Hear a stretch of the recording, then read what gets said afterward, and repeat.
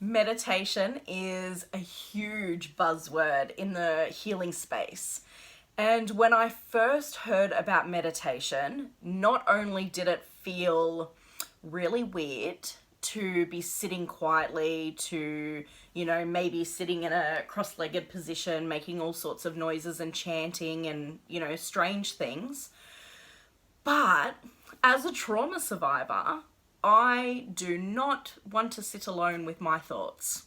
Don't want them, not interested. Do not want to feel those uncomfortable feelings, and hence why busyness is a trauma response of mine, because it stops me from thinking about the things I don't want to think about. So meditation for me was so scary, was not interested at all. But I have found it to be so important along my healing journey. But if you're like me and you cannot stand the thought of sitting quietly, you don't want to do it, the thoughts coming up are really uncomfortable, really distressing, you just, can't do it, I'm gonna explain to you why meditation is so beneficial and what you can do instead, which gets the same results. So when we think about the two modes that our body is in, when we are worried about something, when something triggers us, when we're angry, fearful, stressed, or, feeling any sort of uncomfortable, heavy emotion, our bodies go into fight flight activation. That fight flight freeze, it's survival mode. Now in survival mode, our body is under a lot of stress. It is drawing energy from all non-vital functions and systems in order to fight, flee, or freeze, to stay alive. Now the opposite of survival mode is called rest and digest. Now rest and digest is the mode that your body is in when you feel safe, when you're happy, when there are no threats around, when there's no danger, when life's good.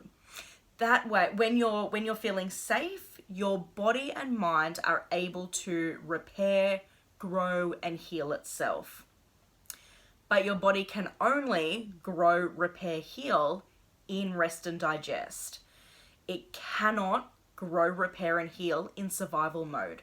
And your mind and body is only in one or the other. It cannot be in both at the same time.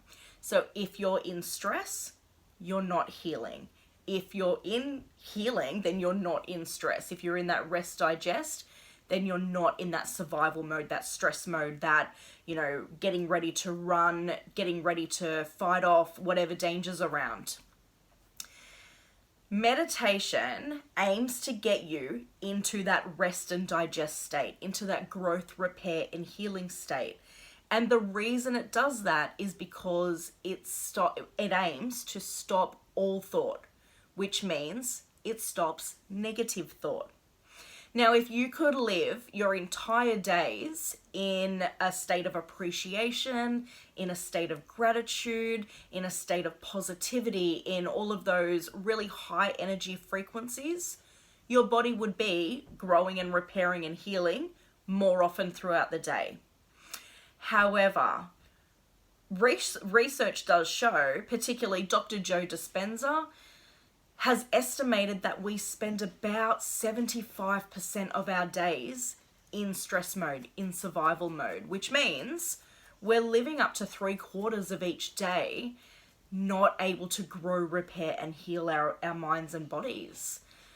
So when you look at negative thought, creates negative thought and perceived danger, creates survival mode, puts us in survival mode, it activates that.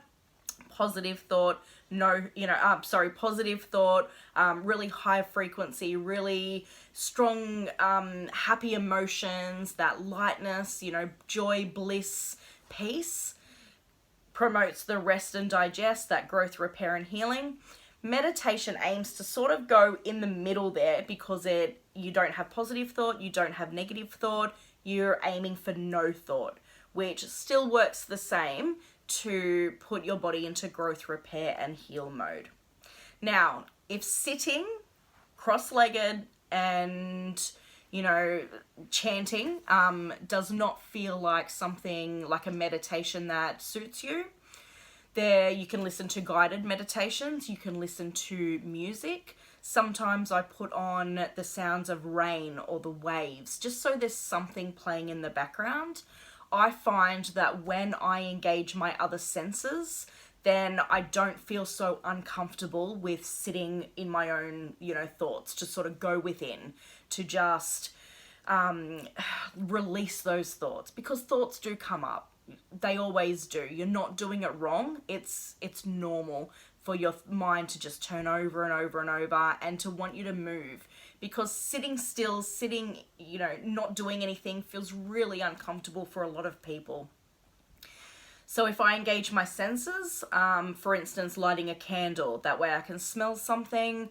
I do like to close my eyes. If you feel safe enough, close your eyes. You don't have to. You can actually watch the flame and you can zone out, or you can pick a spot on the wall and zone out. It's like when you're driving and you find yourself arriving almost at your destination and you've lost the last 10 minutes because you're just on autopilot. That's the same feeling that you're looking for in a meditation, in a meditative state. It's just that on autopilot, you're not having negative thought, you're not having positive thought, you're having no thought, and your body's just going into whatever it needs to do. Your mind and body know what to do. You are so powerful at healing yourself, but you have to get out of your own way. And that's what meditation does. I also find it really helpful to meditate in the shower, because I'm feeling the water wash over my body. I'm hearing the water, and I just close my eyes and I just try to go blank. And it does take practice. It's like learning to walk. It's like learning to drive a car. It takes practice. And if you think you're doing it wrong, you're probably doing it right, because everybody feels like they're doing it wrong to start with. So those are some different ways that you can meditate. Listening to music. Even when you're singing, you can sing and activate a different part of your brain, which shuts down those negative thoughts and those negative feelings and just the overwhelm and the thoughts that just churn over and over and over. So try something different with meditation. Aim for either that positive gratitude, appreciation, and if you can't get there because you just can't, that's okay. Aim for no thought, which in meditation, try in water, try being outside, try listening to music, try lighting a candle or watching a flame. Engage your other senses. Practice having no thought so that your body goes into growth, repair and heal, and let the magic happen.